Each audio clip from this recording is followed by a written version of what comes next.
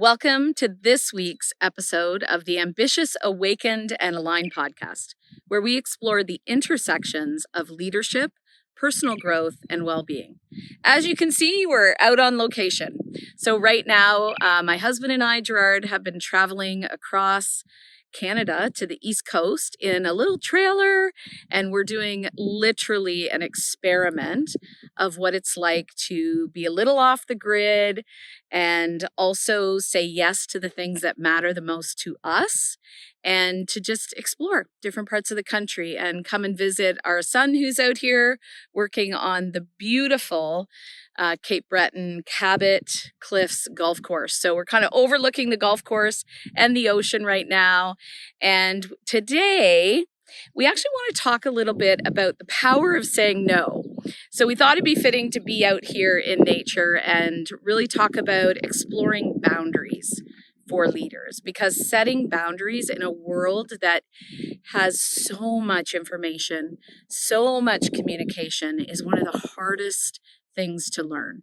As a leader who's highly ambitious, used to saying yes to support people, used to saying yes to achievement, used to saying yes to making things happen, this is a skill that I find is really difficult for leaders. And what happens if you're not careful is your energy gets completely zapped, because we want to keep that energy up. We want to keep you vibrant and whole and really full of the energy that allows you to live in your best passion and best leadership place. So today we're going to talk a little bit about how do you protect that? How do you focus? How do you set some boundaries so that you can be your best self? So first, let's talk about the understanding the importance of actually saying no. So why? I mean, I think lots of people would say, hey, say yes to everything you can. Just go for it. Just a heck yes, and go and keep going and rolling. Except then you can't prioritize. You can't say yes to the right things because you don't have the time or energy. And so it's really crucial to recognize that saying no is actually the tool to protect your vitality and your ability to make really critical decisions, that you can focus on what truly matters the most only when you say no to the things that don't.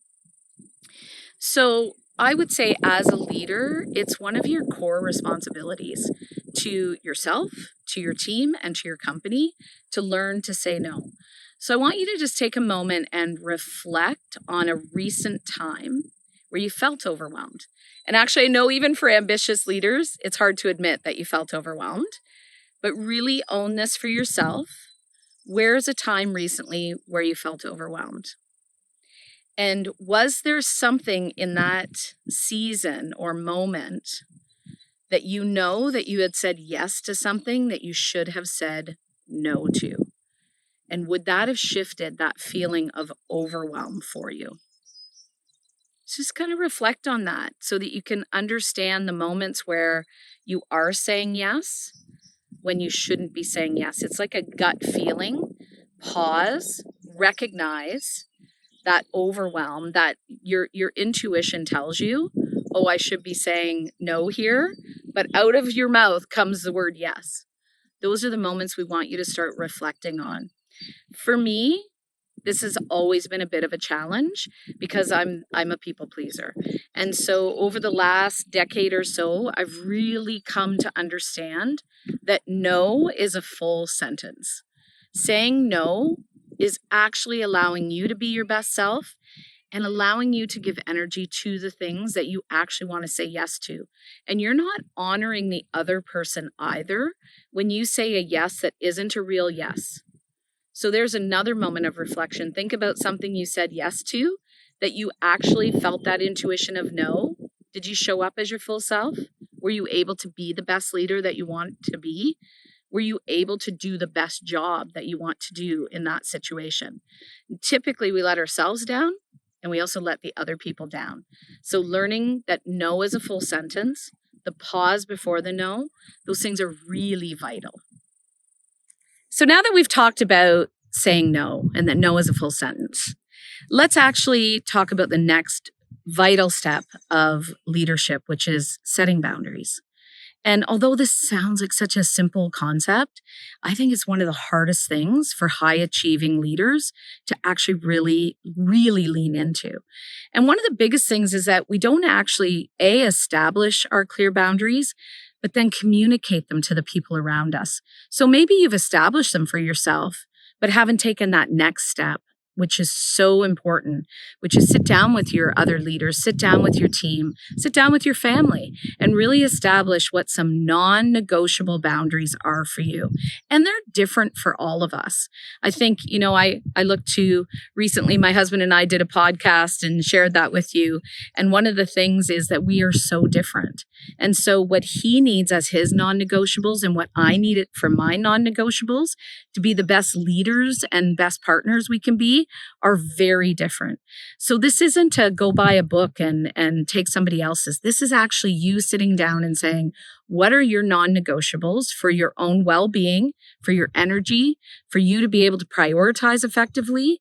What time maybe do you know your rhythm in the day is the best? What time do you need to have complete quiet? I remember early in my career, my dad shared with me, whatever you do, don't listen to this whole open door policy. And I've shared that with many of the leaders I work with.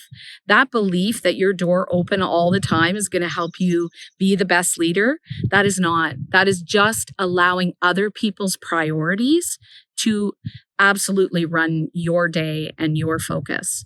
Really, if you need to close that door because you need an hour to put your head down and work on something really important for the business, then you close that door and you take that time. And I think this whole now virtual world has opened up more and more sort of space and capacity if you don't put some boundaries around that. Just because the phone is available 24/7 does not mean you are available 24/7. But you can't hope that other people will figure that out. You have to be the one that says, these are the boundaries. Here's how I align with these boundaries so that you can have your own work-life harmony and you can be as productive and as effective as you need to be. To me, the leaders that I see that really manage these boundaries are the most effective and successful people that we have and the stories of businesses that we have. And so really, I just want to encourage you to sit down, develop a list of what your non-negotiables are, and then take that next step of communicating them as well. Let's come back to no. So no is a full sentence, setting boundaries, and then there's this whole other let's practice saying no. And I'm bringing this forward because of my own challenges with this whole aspect. I really felt like the more that I said yes to people, the more successful I would be, the more opportunities I would have, the more that, people would actually sort of start sharing the story of you. So that ripple effect. And what I came to find out, especially when I started my own business, actually probably when I started my own business was when it highlighted for me a practice that I already had incorporated as a leader in corporate. And that was believing that my value and worth came from how many yeses I said. So when I started my own business, then what I would do is I would actually just say yes to anything. Hey, you want to have a coffee so that we can get to know each other? Yes. Hey, do you want to come to this new networking event? Because I think you could meet some people there? Yes. Hey, can I introduce you to this person I know that I think could get value from you? Yes. And the list goes on and on and on. And in my first year as an entrepreneur, I felt so burnt out and truly wasn't achieving the level of success I had been used to in corporate. And I had to actually pause and ask myself what one of the biggest shifts I could make. And it was this whole ability to stop saying yes to everything and do that intuition check. And what I actually did was said no to everything for the next year, unless I had that gut hell yes. It became a mantra of feel the hell yes or it's a no. And that took practice. I had to actually decide I was going to do that and practice it over and over again. And I'm going to tell you, it felt really icky at first. It felt so uncomfortable. It felt so out of character for me. And yet the more I did it and the more that I saw that I had the energy and I had the vitality and I had the capability to help people in the way I desired, the more that great things started to happen.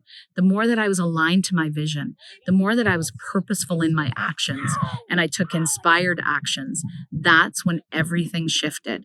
So I've practiced this. This is why I want to share it. It's so important.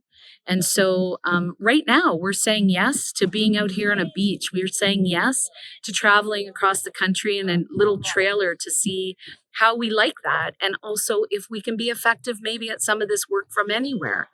And so on the podcast right now, you're hearing kids playing on the beach. You're hearing families have a great time. We're going to roll with it because we decided we were going to come out here and just be a part of everything and see how that actually comes together. So enjoy the giggles behind you and enjoy people playing, because also part of saying yes is to learn to play more, but that's a whole other podcast. And those are two amazing opportunities for you to lean in to the success you desire and also the inner peace you desire. Because we keep sharing, you can have both. So really lean in to leveraging how to say no, or let's even say it, how to say the hell yes. Because when you feel that, you will continue to step in to the excellence and mastery. Really, it's a tool on your way to mastery. So thank you for your time here today, where we talked about protecting your energy, maintaining your focus, and being able to lead more effectively, both in business and in your life. Remember, saying no has nothing to do with rejecting someone else. That's like an inner story we've told ourselves that we can just leave behind today. It's actually about saying yes to you. And when you say yes to you, you become a better version of yourself for everybody else around you as well. It's about prioritization and self-care. So thank you for joining me today out here in beautiful Cape Breton. We really appreciate that you come and spend some time with us on the Ambitious, Awakened, and Aligned podcast. And until next time, continue to allow yourself to have both achievement and joy, because we want that for you. If you enjoyed today's episode, please subscribe so that we can continue to update you on the new ones coming. You can find me at lauriehawkins.co for more resources. And thank you so much to your personal fulfillment.